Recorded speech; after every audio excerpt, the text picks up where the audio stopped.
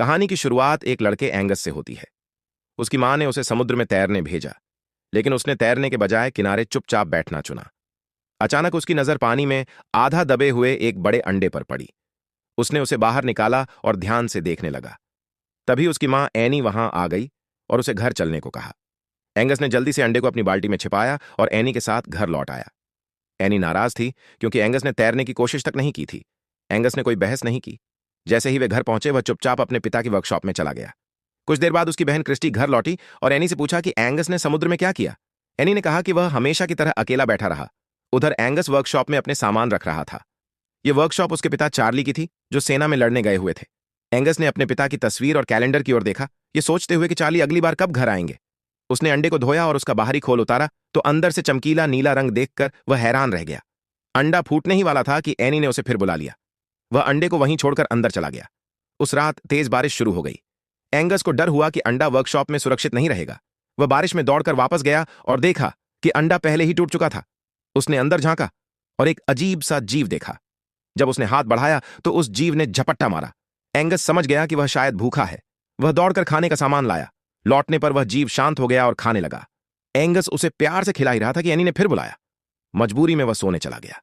अगली सुबह एंगस उठा तो देखा कि घर के बाहर सैनिकों की एक टुकड़ी खड़ी है। एंगस, एनी और क्रिस्टी ने कैप्टन हैमिल्टन का स्वागत किया। उन्होंने बताया कि दुश्मन समुद्र के रास्ते हमला कर सकता है, इसलिए सैनिक उनके घर में रहकर तट की रक्षा करेंगे। सैनिकों ने सामान लाया और अपनी चौकियां बना ली। एनी ने बच्चों को कमरे में रहने को कहा। बाद में एंगस लाइब्रेरी गया और उस रहस्यमय जीव के बारे में किताब ढूंढी। किताब लेकर वह वर्कशॉप पहुंचा तो देखा कि सब अस्त व्यस्त है और वह जीव चार्ली के जूते चबा रहा है।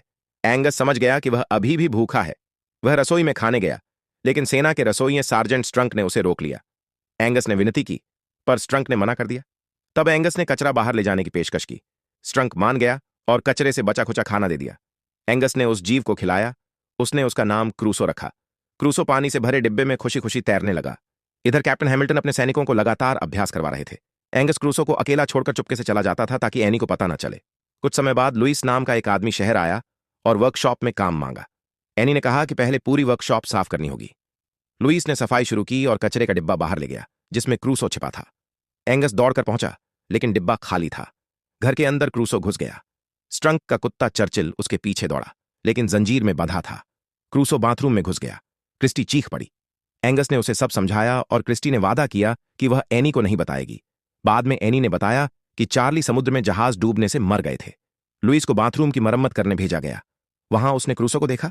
उसने बताया कि यह एक दुर्लभ समुद्री घोड़ा सी हॉर्स है, जिसके बारे में किंवदंती है कि एक समय में सिर्फ एक ही होता है।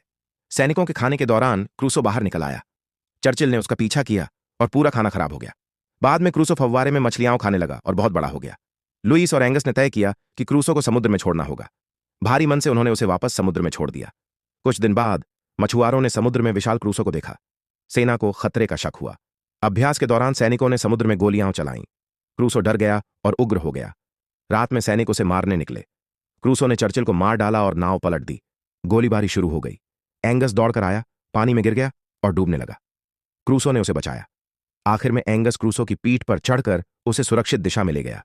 जाल में फंसने के बाद भी क्रूसो आजाद हो गया और समुद्र में गायब हो गया। सबने राहत की सांस ली। क्रूसो आजाद